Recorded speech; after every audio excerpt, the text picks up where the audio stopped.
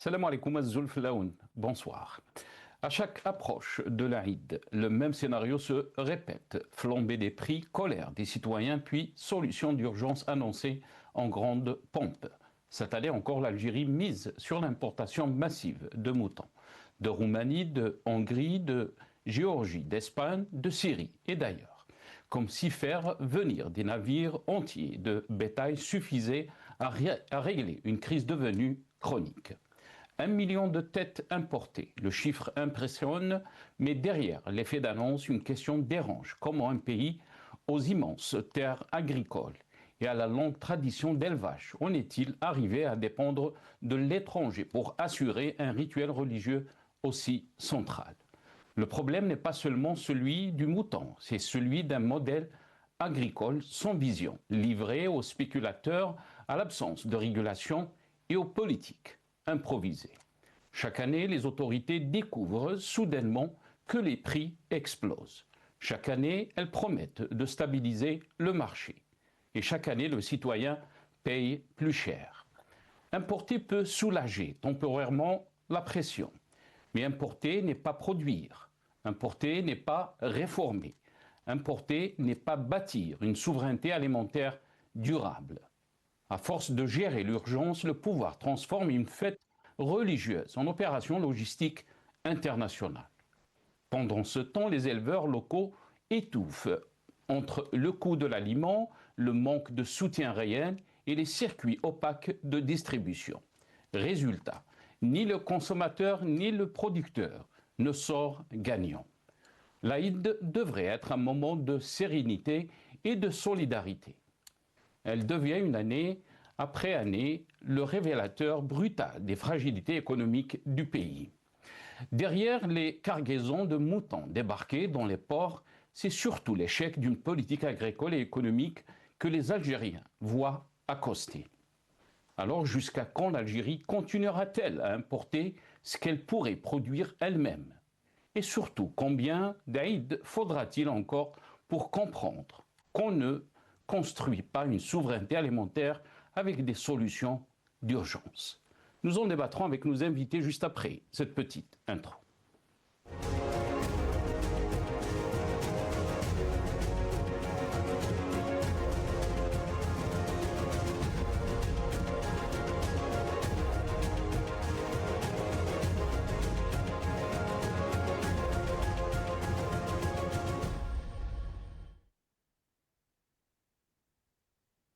Eid al-Adha, 1 million de moutons importés, solution ou aveu d'échec? Point d'interrogation, c'est le titre de notre émission pour ce soir. Et pour en parler, j'ai le plaisir d'avoir avec nous Maître Saleh Debbouz, avocat et défenseur des droits de l'homme. Il est avec nous depuis Bruxelles, via Skype. Maître Saleh Debbouz, bonsoir. Merci beaucoup d'avoir accepté l'invitation. Marhaba bik, c'est Saleh. Bonsoir c'est Nasser, bonsoir c'est Lies et bonsoir aux téléspectateurs et merci pour l'invitation. Merci maître d'avoir accepté l'invitation. Vous avez annoncé notre ami Lies Djubaili, bien sûr, avec une très belle cravate. Lies Djubaili, bonsoir. Lies, rappelons-le, qui est économiste, ingénieur aussi, militant politique. Il est avec nous depuis Paris. Marhaba bik, c'est Lies. Merci pour l'invitation, shukran à l'invitation, merci à Teksaha Nasser et bien sûr je salue le maître Salah Debbouz et puis aussi il faut dire c'est un très grand militant des droits de l'homme et puis l'équipe El Magharibi qui assure la couverture à Teksaha. Encore merci pour l'invitation. Lies Djubaili, merci beaucoup d'avoir accepté l'invitation. Avant de donner la parole à nos invités et de rentrer dans le vif du sujet de ce soir, d'abord quelques titres de la presse concernant donc le thème de notre émission. Et on va commencer avec l'APS. L'APS qui a titré au rang arrivée de 2 navires chargés de plus de 36 000 têtes ovines en provenance d'Espagne. Donc c'est un titre d'aujourd'hui, il y a donc 3-4 heures. Un autre titre, TSA, tout sur l'Algérie. Eid al-Adha, l'Algérie importe près d'1 million de moutons. Un navire géant attendu. Le programme d'importation du million de moutons pour l'Eid al-Adha est presque finalisé. Un navire géant transportant plus de 80 000 bêtes est attendu à Djidjel. Un autre titre, Maghreb émergent. Eid al-Adha, 400 moutons de Hongrie par avion à Constantine et 8530 par bateau à Annaba. Un premier lot de 400 moutons importés de Hongrie a été réceptionné dimanche à l'aéroport international Mohamed Boudiaf de Constantine, tandis qu'un navire chargé de 8530 têtes en provenance de Géorgie a accosté samedi au port de Annaba dans le cadre du dispositif national d'approvisionnement du marché en prévision de l'Aïd al-Adha 2026.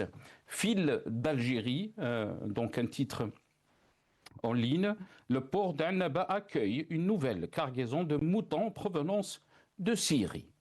Vous l'avez bien entendu.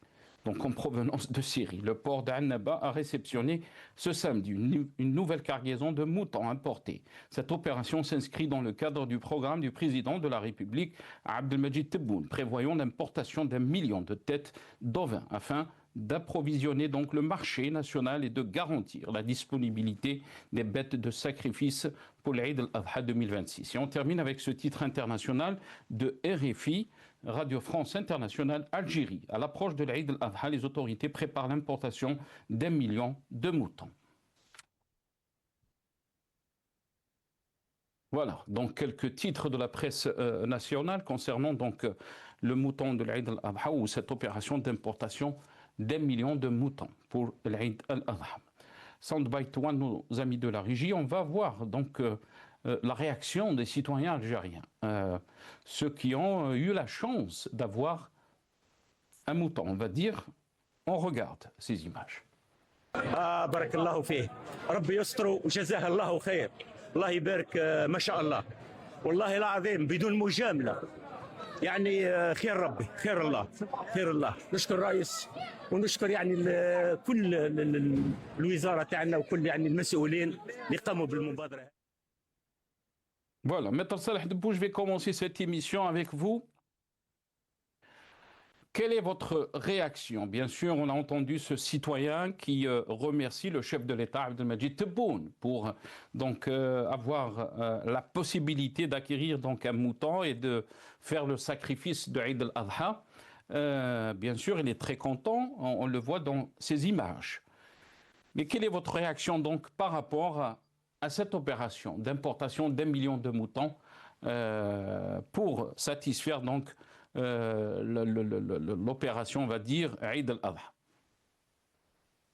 Vous savez, quand j'entends les déclarations de Tebboune et ses discours, quand je vois ce qui se passe sur le terrain, on a l'impression que Tebboune ne tient pas un pays, il ne dirige pas un pays, mais il dirige une épicerie.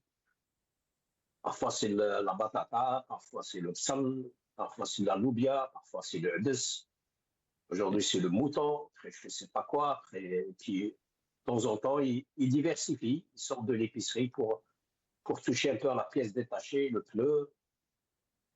C'est vraiment désolant de voir que d'abord l'Algérie devient si pauvre en production de ce qu'elle a vocation de produire, c'est-à-dire le blé et le mouton. C'était l'Algérie qui exportait tout ça. D'abord, on devient très pauvre. On a cassé toutes ces coutumes agricoles, commencé par, déjà à l'époque de Boumediene, la révolution industrielle qui a cassé les coutumes agricoles et cheptels de l'Algérie. Moi, j'ai fait mon enfance et mon adolescence et toute ma jeunesse, ou une grande partie de ma jeunesse à Tiaret, qui est une région des Celsous. C'était une région agricole et par excellence. Alors en ce moment, dans les années 70, je me souviens qu'ils avaient implanté à Tiaret 3 grands complexes industriels, la Sunitex à Zahra, la Sonacom à Boucherif et la Seine Métal à Tiaret, je crois, ou à Tiaret, oui, à Tiaret. Il y avait, de toute façon, la direction était à Tiaret, la rue de Souguer. La fonderie était aux alentours. Et donc, par ces 3 grands complexes qui, après, sont devenus de la ferraille, ils ont converti tous les agriculteurs et et les professionnels de l'agriculture et de l'élevage en faux, ouvriers industriels qui faisaient du pointage le matin et le soir, à qui on distribuait les dividendes et les herbes de la fin de l'année qui n'étaient pas vraiment, qui ne gagnaient rien du tout, c'était du cinéma. Et donc, ils ont laissé tomber l'agriculture et l'élevage, ils n'ont rien appris de l'industrie. Et voilà ce que ça donne aujourd'hui. Ça donne un régime, une machine complètement grippée. Et donc, on pompe du pétrole et du gaz, on importe du blé, maintenant le mouton, demain peut-être ça va être le poulet aussi, etc. Donc voilà, l'Algérie s'est transformée en un très gros restaurant et dortoir, et le chef d'État, c'est un très grand épicier et qui tient le stylo et qui se bat contre la pénurie l'obia ou la sur le batata ou le bsal ou le mouton, etc. C'est vraiment triste. Et ben, ma foi, je ne sais pas ce qu'ils attendent pour prendre des mesures radicales. D'abord pour changer le régime, je le dis à chaque fois, quand une équipe, ce n'est plus une équipe, c'est toute une politique. Dans sa structure, dans son organisation administrative et dans ses orientations politiques, y compris ses outils de propagande qui deviennent carrément, ce n'est plus de l'information, c'est de la propagande que les moyens de médias que tient l'État sont en train de produire.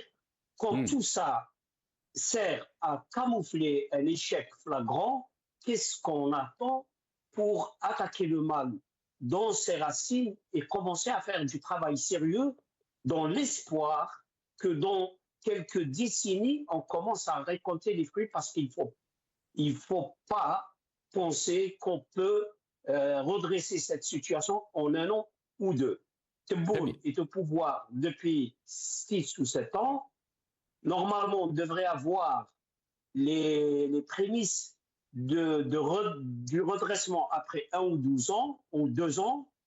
Ils nous ont sorti cette histoire du Covid qui aurait empêché de développer des politiques sérieuses. On est presque à la fin à la moitié du deuxième mandat, on l'a déjà dépassé. Rien, absolument rien, que de la propagande, du mensonge, de l'importation de la nourriture pour calmer le peuple. Très bien. Restez avec nous, Maître Salah Debbouz. Lies Jubaili, bien sûr, peut-être ma question est le titre de cette émission, c'est qu'un million de moutons importés, c'est une grande opération, surtout en termes donc de transport et de logistique, on va dire, mais aussi de coûts. Ça a un coût énorme. Est-ce que c'est une solution, puisque chaque année, presque c'est la même chose, on est dans l'urgence ou un aveu d'échec. D'abord, on va regarder ces images et j'aimerais, après je reviens vers vous pour la réponse, Lies Jubaili. On regarde ces images, donc ce citoyen qui pleure avec sa fille à cause donc du mouton, on va dire. انت يقول لك قاعده تمشي او كاين السوق يمشي وكذا ما كاين والو يقول لك دب يكذب السوق حابس وما كاين والو السوق اخويا احنا رانا مع المواطن هذا نقولها لك انا قلت عندي قلت لهم عندي 5 ملايين ونص كما جات الدخسه تبكي عليا ما نشريوهاش انا كعواد السوق من واحد ما حب يحنقلبوا شوفوا الدخسه تبكي واحد ما حب يحنقلبوا انا عندي 5 انا عندك 5 ملايين عندي 5 ملايين 5 ملايين عندي 5 ملايين ارواح اخويا هاي على المباشر وجات مفاجاه ارواح دير خرف هات 5 ملايين ها قدام الناس الكل وعقبها تلفزيون ارواح ارواح وراه هاو الاخر تاعك شكرا عام هاو الاخر تاعك ورا حبابه هاو الاخر تاعك هاو كلش على المباشر اخويا هاي رضيتي بيها الفحله؟ رضيتي بيها اخويا اخويا وعلاه تبكي وعيب والله عيب والله عيب والله لا دموع الفرحه دي فرحانه دي هاي Voilà, on dit, il est en train de dire donc de Moual Farh, on ne sait pas, mais en tous les cas, cette image interroge aussi et soulève des interrogations. Un autre citoyen, une autre vidéo, on va dire, un citoyen qui dit que nous n'avons pas les moyens, nous n'avons pas l'argent pour faire face. Et on a discuté avec, on va dire, des Algériens qui sont en Algérie. La situation est difficile, malgré donc ces importations, le prix reste très élevé. On regarde ces images. السوق راه العقبه من 14 وطلع ما شريتش ولد عمي ما عنديش باه نشري كون عندي باه نشري كون راني شريت ورحت كي الناس ب 14 و10 و11 ومسكاع قالوا موسم مليح موسم مليح غالي والو يا لطيف يا لطيف الا ما جاب لهاش ربي ريح ربانيه ما كان والو تعروا مالي ما طاروا الناس كاع باه تروح للسيد تماركي قال لك راه كومبلي ماركا وقال لي يقرا ولا ما يقراش ما ماركاش. Voilà, les Jbeili, des moutons, donc, pour la première fois, on va dire, ont été importés même par cargo, par avion. On parle de 400 moutons de Hongrie par avion qui ont attiré à Constantine, mais aussi d'autres pays, de Hongrie. Et dernièrement, on parle même de moutons de Syrie, un pays qui était en guerre, déchiré. Les Jbeili. Mais écoutez, c'est un constat d'échec. C'est un constat d'échec depuis longtemps et je ne veux pas en rajouter davantage. Le constat d'échec, pour quelle raison? C'est que la gestion du cheptel de ce secteur en Algérie a été toujours chaotique. Sachant, peut-être, on a des terres agricoles dans certaines régions, on n'a jamais poussé à soutenir les éleveurs. Moi, il y a deux questions que je me pose. Où sont nos éleveurs? Et où sont ces dirigeants qui ne dirigent que leur propre carrière? Est-ce qu'ils sont dans l'anticipation? Est-ce qu'ils sont dans l'anticipation? Sachant que l'Algérie, comme d'autres pays qui subissent le changement climatique, donc il y a ce qu'on appelle le stress hydrique, l'élevage devient beaucoup plus problématique. Comment on n'arrive pas à anticiper? Est-ce qu'on compte toujours sur l'Espagne? L'Espagne aussi, elle souffre parce qu'elle produit 14 millions de têtes d'ovins et elle n'exporte que 1,5 million de têtes. Mais elle n'exporte pas que pour l'Algérie. Elle y est avec des contrats avec le Maroc. Mais sachant que l'Eid, il arrive dans ces conditions-là, où est cette anticipation?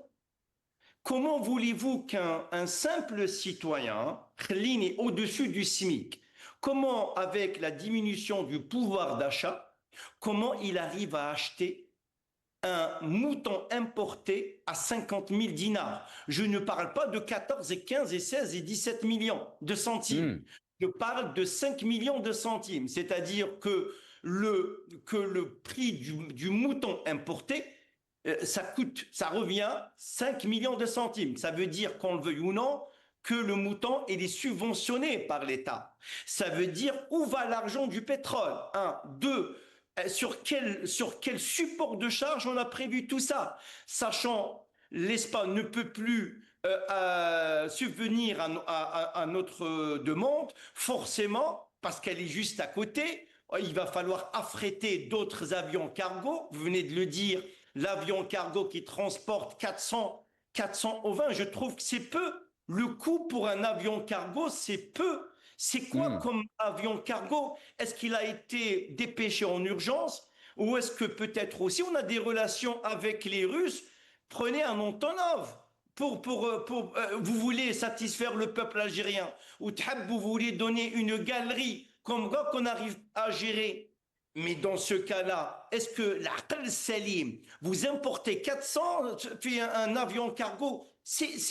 Peut-être qu'il y a des conditions de transport, parce qu'il y a des certificats, il y a ceci, il y a cela, je comprends. Mais dans ce cas-là, vous savez que toute cette logistique, cette flotte maritime et aérienne pour transporter du cheptel en provenance d'étrangers, Est-ce que vous avez anticipé? Il y a un coût. Malgré, est-ce que quelqu'un peut nous dire quels sont les moyens, a-t-on les données pour vérifier que l'État nous dit-on qu'il va importer 1 million? Est-ce qu'on a les éléments pour vérifier? On nous dit que 700 000 qui sont arrivés en provenance d'Espagne. Quels sont les ports qui ont réceptionné ce cheptel? C'est ça la réalité. Hadi la transparence, hadi shafafiyya. Donc c'est toujours un problème récurrent qui revient à chaque année, qu'on le veuille ou non. Est-ce que le citoyen algérien, est-ce qu'il est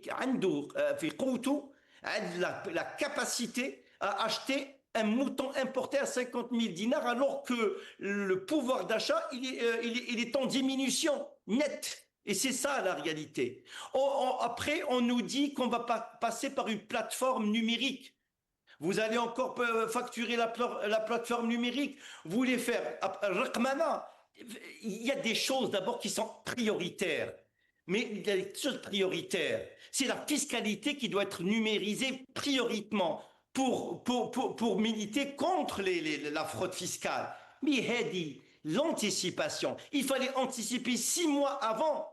Où sont les directeurs et les responsables des centres, des secteurs d'élevage? Où sont nos éleveurs? Est-ce que ça existe? Qu'il y a une fédération? Tu as les éleveurs algériens? Où ils sont présidents pour anticiper? Qu'est-ce qu'ils font? Ils y a les marchés à gauche et à droite, micro-trottoirs, en temps haka. Mais la réalité, elle est tout autre. Arrêtez d'abrutir votre propre peuple, au moins par mesure de respect. Dit-on, le problème c'est que nous on a un problème d'importation de pneus. Pour moi je le dis, sans blâme ou balara, la priorité. Est-ce qu'il y a des priorités entre priorités? Est-ce qu'il y a une priorité? Le pneu, parce que le pneu, c'est le poumon économique du pays. Si votre flotte routière, elle est arrêtée, comment vous allez développer votre économie? Le souci, son souci, meskin, c'est plus fort que lui. Le pneu, pour qu'il mette les pneus pour son camion, et en même temps, un deuxième problème récurrent, et qui n'est pas le moindre, c'est celui du prix de Tal-Kibch. Vous, dites-moi, quelles sont ces familles? Les familles, je parle des familles vulnérables, les familles de catégorie sociale très modeste. Comment ils arrivent à acheter un mouton à 50 000 dinars? Le mouton importé, hein. Je ne parle pas des autres moutons. Ça c'est le minimum, Elias Dubaili, parce qu'on parle, quand on communique avec la famille, bien sûr, en Algérie, on parle des prix qui arrivent même à 15 millions de centimes. يعني 15 مليون كما نقولوا احنا في العامية. De 13, 14, 15 millions, 5 millions, c'est le minimum. Quand on parle avec eux, ils nous disent que 5 millions, vous achetez vraiment pas un mouton. C'est un bébé mouton, on va dire, très petit. Et la question vous avez parlé de l'échec, Elias Dubaili. Est-ce qu'on peut parler de l'échec de l'orientation de notre économie, l'échec d'une politique agricole? Quand on voit par exemple ce titre que on a importé des moutons de la Syrie, les Algériens ils vont se poser la question, même si on va faire passer donc une vidéo par rapport à cette question, les citoyens disent que c'est une très bonne qualité, on va dire, le mouton de la Syrie. Mais comment on est arrivé à cette situation? L'Algérie qui était le panier de l'Europe en termes de production agricole et tout ça, on est arrivé en 2026 à importer des moutons de la Syrie. La Syrie, à la Syrie et aux Syriens, ils étaient en guerre pendant presque 15 ans. Comment on est arrivé à cette situation, Elias Dubaili? Très rapidement, et je donnerai la parole aussi à notre ami Maître Salah Debbouze. Rapidement, et je le dis rapidement, c'est une phrase simple, et je demande à tous les auditeurs, à toutes les auditrices, de la prendre par cœur.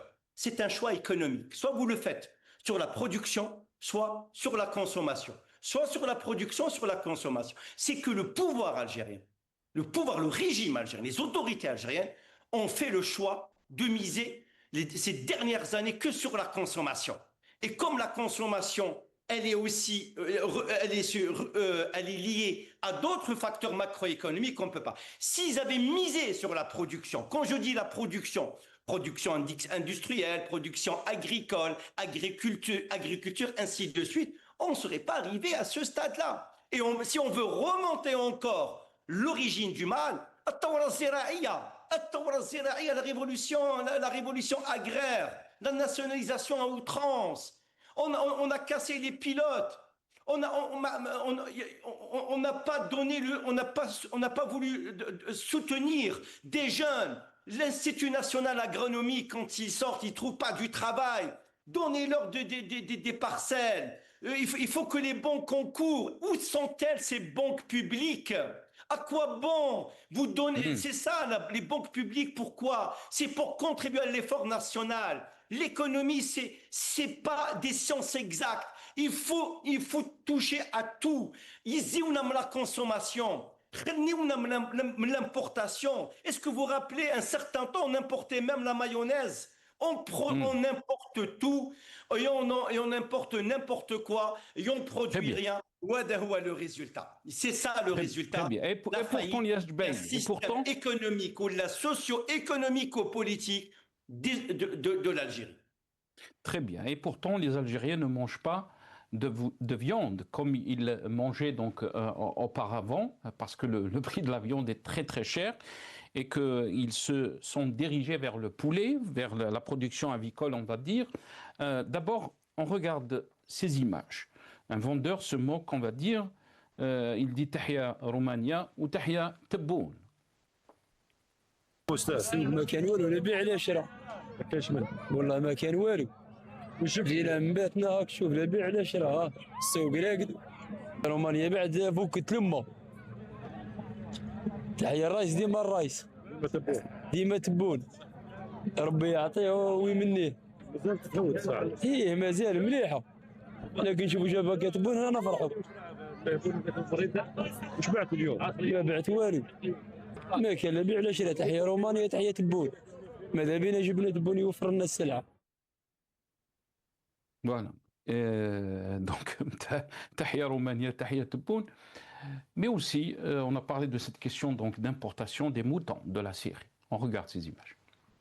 احنا اليوم الان يعني في الحين وصلتنا شحنه من الكور مباشره من الميناء مباشره من كباش سوريا كما تشوفوا الله يبارك ما شاء الله نوعيه لا يعلى عليها واكيد ان المواطنين مش يلقاو كيفاش هذا التذمر منهم ولا ريكلاماسيون منهم لا اكيد ان المواطن حيكونوا فرحانين. Voilà. Maître Salah Debbouz, نوعيه لا يعلى عليها. Comme l'a dit donc cette citoyenne, on apporte des moutons de la Syrie. D'abord, votre réaction. Après les films syriens, c'est le mouton syrien. Je ne sais pas comment ils crient ce mouton syrien. J'aimerais entendre leur cri. Je ne sais pas s'ils crient comme les moutons algériens ou autrement. Bref, depuis 1962, il n'y a pas d'économie en Algérie. Le seul produit hors hydrocarbures qu'on peut trouver encore sur le marché national et même international, c'est la date Tmar de Gletnor. Quand je marche dans les marchés ici et je vois la date algérienne, et parfois même importée à travers d'autres pays, comme le Maroc et la Tunisie, mais ça reste la date algérienne. Et j'espère qu'ils ne vont pas arriver à l'esquinter parce qu'on a tout cassé, il ne reste que ça. L'autre produit, c'est le pétrole. C'est tout, mais qu'est-ce qu'on a fait depuis 1962? Quand Boumediene est mort, on découvre qu'on était endetté, surendetté, parce qu'il y avait une industrie industrialisante. C'est un problème de politique et d'organisation sociale, culturelle et territoriale aussi. Vous mettez, je vous donne quelques exemples comme ça à la va-vite, mais on a tellement, même quand j'étais gamin, j'ai entendu ça j'entendais ça à la télé, et maintenant je le constate. Je ne le comprenais pas, mais je savais qu'il y avait un problème, et maintenant je le constate. Vous ramenez un cadre du Nord, vous le mettez responsable d'un secteur à Tamarast. J'ai vu ça quand j'étais avocat, je suis allé plaider une fois à Tamarast, et j'ai vu au tribunal un juge qui ne comprenait pas du tout comment un habitant de Tamarast, qui pour lui, chez lui, c'est sa cuisine, elle se trouve loin de sa chambre à coucher, à quelque chose comme 40 km. J'ai fait mon service national au sud, moi, à Drar, en plein désert, dans un endroit qui s'appelle Erdchesh. Et là, je voyais les nomades se promener. Il a un puits ici où il dépose des allumettes et du ravitaillement. Quand il se lève le matin, il marche un petit peu vers l'autre puits qui se trouve à 40 km. Ça lui prend 2 à 3 heures de marche.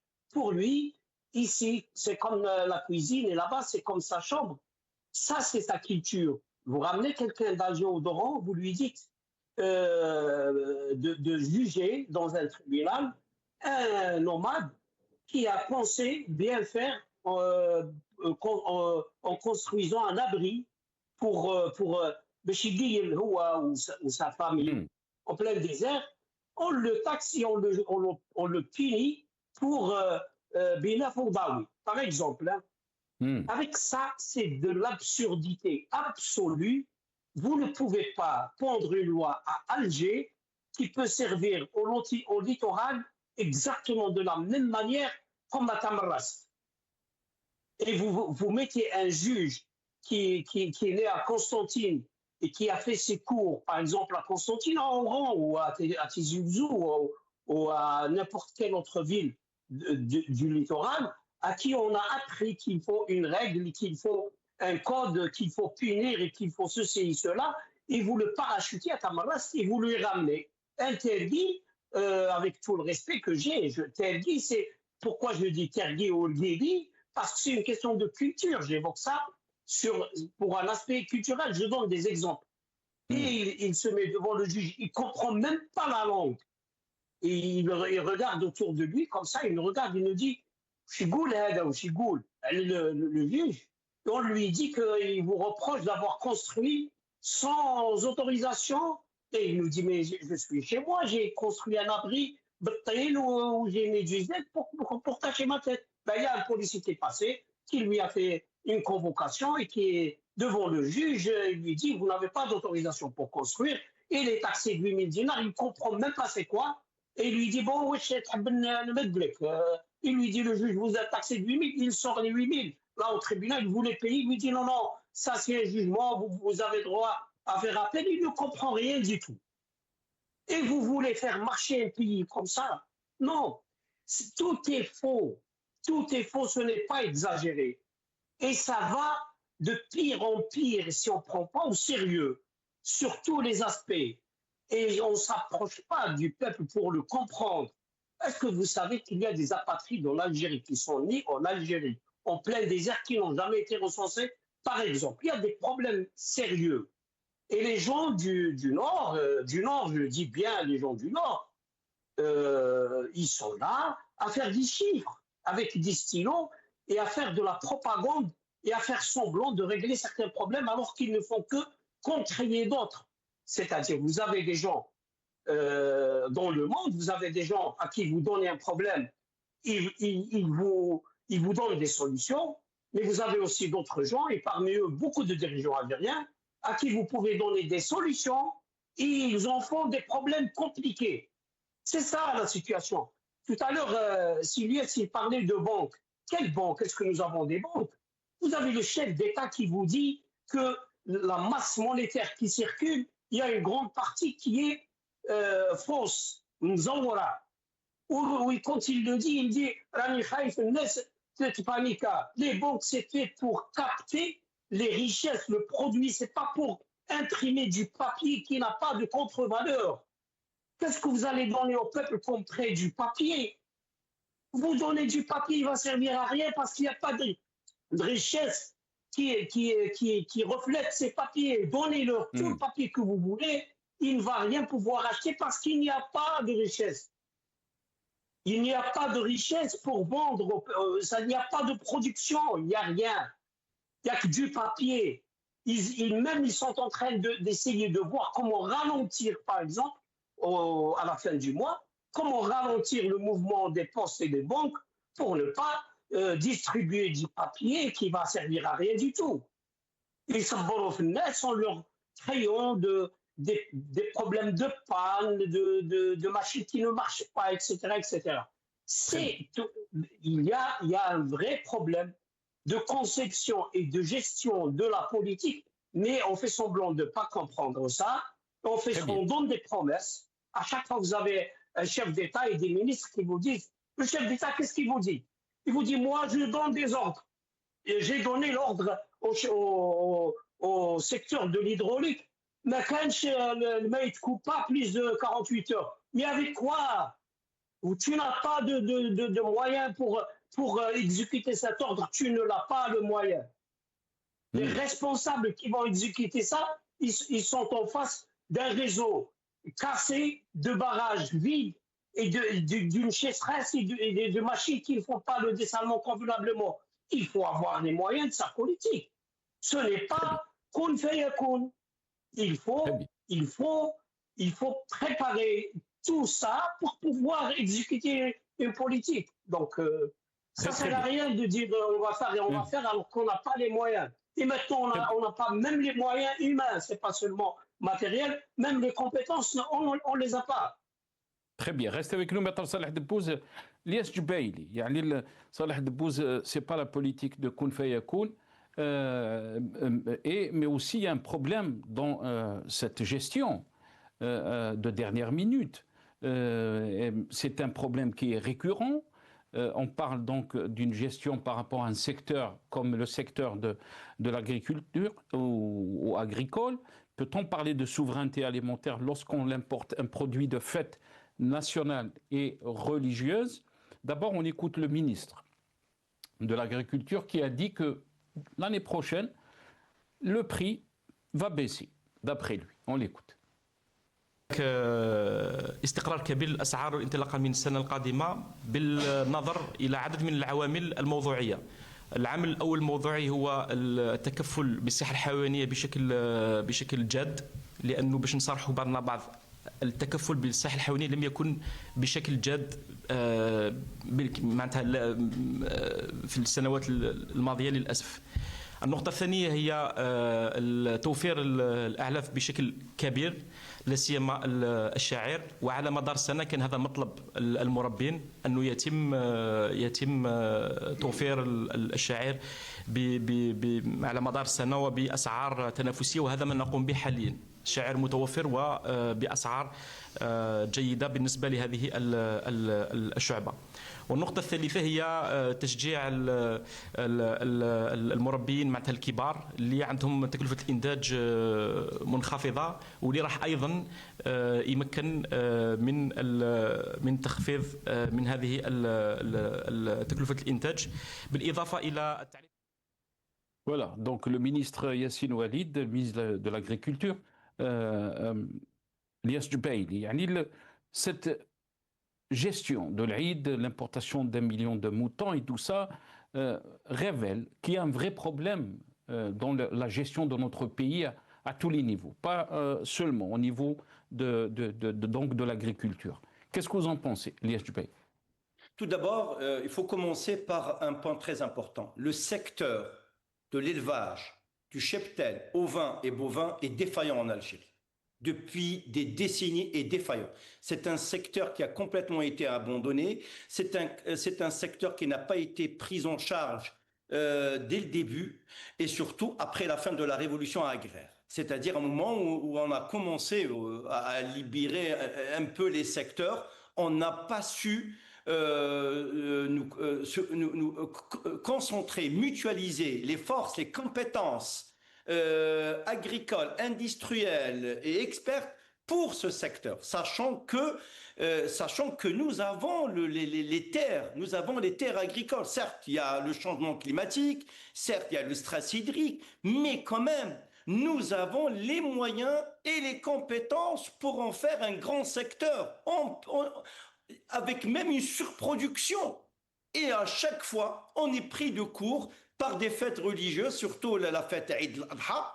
On est toujours pris de court, on est toujours dans l'anticipation, dans l'urgence, pour satisfaire et pour mettre fin à la gronde du peuple algérien. C'est ça. Mais maintenant, en fait, le peuple algérien a compris une chose. Même les réponses sont très douces. Il vous dit je peux pas. Je peux pas acheter un mouton à 12 millions à titre comparatif.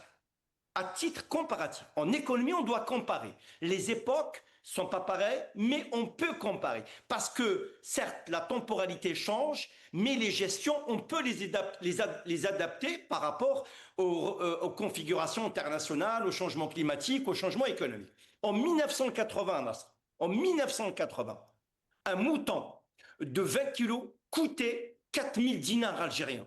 En 2026, un mouton ayant le même poids, la même corpulence, il coûte 120 000 dinars. Ça veut dire que le prix a augmenté 30 fois plus. 30 fois plus. Ça veut dire quoi, in fine, si vous analysez? Ça veut dire qu'il y a le pouvoir d'achat, il a complètement...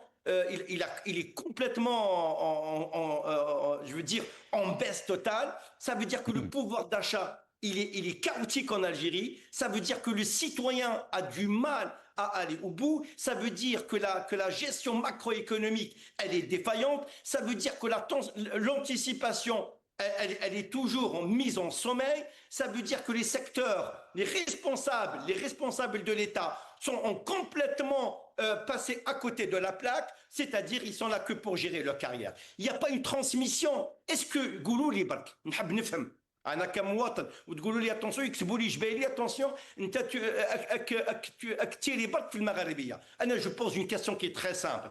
Est-ce qu'il y a une mise en veille? On appelle ça une mise en veille. On ne parle pas d'une mise en veille économique. Est-ce qu'il y a une mise en veille par rapport à ce secteur très sensible, au moins depuis 3-4 mois, pour anticiper? On ne peut pas baisser le prix, sachant que la guerre irano-américaine, il y a un conflit énorme, le coût des hydrocarbures, le coût du transport maritime, les assurances et les réassurances, facture et refacture. Je pose la question, il va arriver. Moi, je pose une deuxième question aux autorités algériennes. Dites-moi, sur quel secteur, sur quel support de charge vous allez faire une ponction pour financer tout ça? Et malgré ça, on a du mal à satisfaire les demandes des citoyens. C'est ça le problème. C'est le problème. C'est que non seulement encore on creuse, parce qu'ils vont creuser quelque part l'argent du pétrole qui est censé,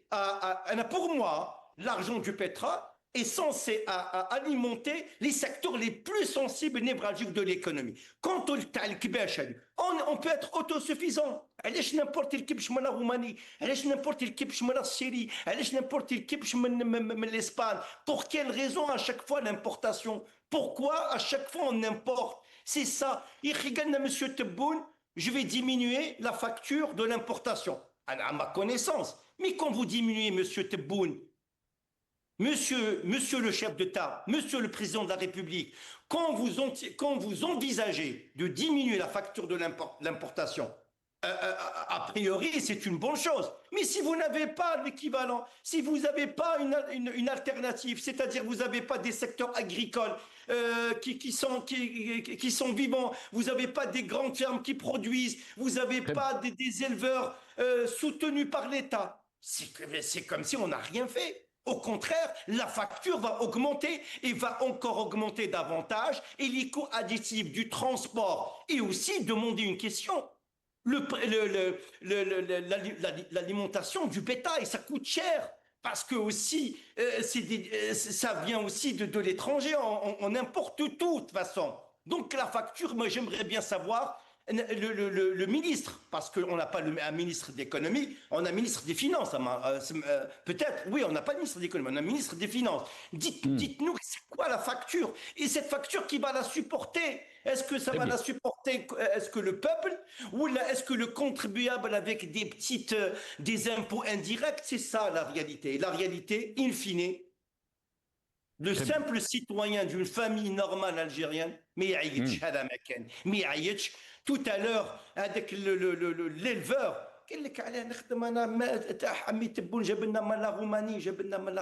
alors qu'il y a d'autres trucs qu'ils n'arrivent pas à acheter la réalité. C'est que, vous savez, du rafistolage comme ça, on peut le réussir à court terme, mais la gestion sereine d'un grand État, un État comme l'Algérie, doit être géré de façon sereine. Il faut faire appel à tout le monde. Si on n'a pas des compétences, on fait appel à des Hollandais. Les Hollandais, c'est une expertise je veux dire, dans la gestion, tout ce qui est agroalimentaire, dans l'élevage des vaches, dans l'élevage de l'ovin. On fait appel à des experts. On essaie de louer des contrats avec un transfert de technologie, avec un transfert de savoir-faire. نبقاو ديما نجيبوا دي ميكرو تروطوار ونصوروا دي صحفيه غوش وصحفيه دروات ونعذبوا في اللابات ونعذبوا هكا ونهزوها كومبيان ال باي وهذا avec les comptes. Non, اسمحوا لي. Il faut plus abrutir le peuple parce que c'est fini. Le peuple, il est conscient. الشعب il est conscient que la réalité. Très bien. Très bien. Très rapidement, Maître Salah Debbouze, parce qu'on me dit il ne reste pas beaucoup de temps, peut-être 45 secondes chacun. يعني الشعب فاق لو يقول الياس جبايلي. يعني on est arrivé à une situation, on est en train de voir des politiques populistes, on va dire. D'un côté, ils vous diront, alhamdoulilah, Tebboune a pris la décision donc d'importer 1 million de têtes de moutons. Pour satisfaire, mais aussi pour que les Algériens donc aient droit à un sacrifice donc de l'Aïd. Mais de l'autre côté aussi, l'Aïd est-il devenu le miroir de l'échec de la gouvernance du pays à tous les niveaux? Maître Salah Debbouze, très rapidement, la question est à vous. Je commence avec vous, Maître Debbouze. Après, on termine l'émission avec notre ami Lies Jubaili. Très rapidement, s'il vous plaît. Vous savez, l'Aïd n'a pas existé depuis 2 ans, 3 ans. L'Aïd, il existe, ça fait 14 siècles. Mais ces 2 dernières années ou 3 dernières années, on a des problèmes.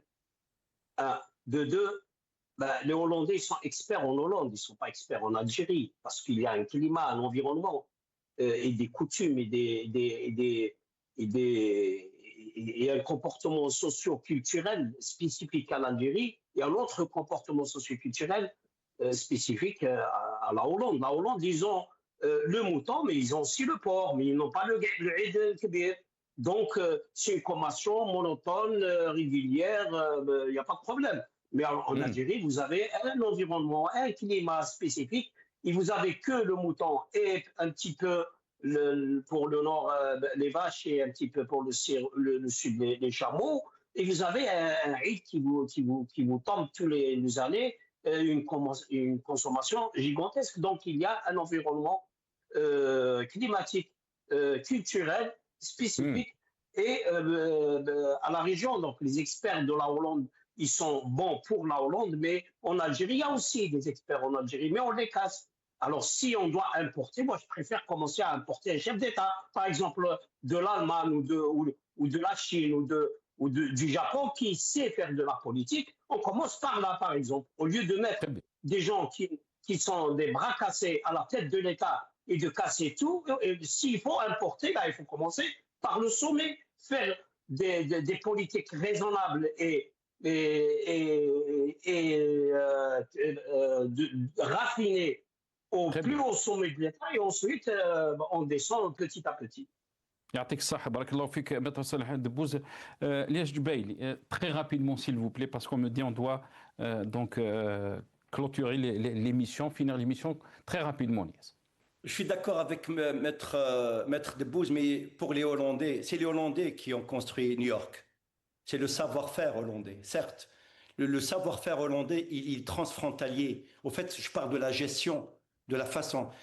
il y a un proverbe qui dit Dieu a créé les Hollandais et les Hollandais ont créé la Hollande. C'est quand on construit, quand on est capable de construire tout au-dessous du niveau de la mer, c'est que cette expertise, elle est polyvalente. Mais je suis d'accord avec Maître Debbo, c'est vrai, il y a des spécificités algériennes. Moi, je dis juste, là, les compétences, ou là, les compétences, elles sont limitées. On peut mutualiser nos forces avec d'autres nations, avec d'autres peuples, avec d'autres ceci. Et c'est ça ce qu'on appelle la bonne mondialisation.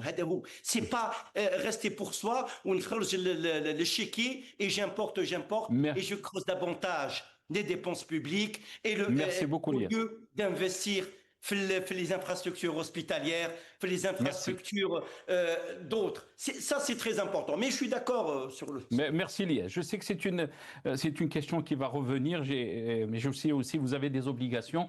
Merci à nos invités, Maître Salah Debbouz, qui est avec nous depuis Bruxelles, mais aussi Liège Jubaili, qui était avec nous depuis Paris. Merci à vous, chers téléspectateurs, d'avoir suivi cette émission.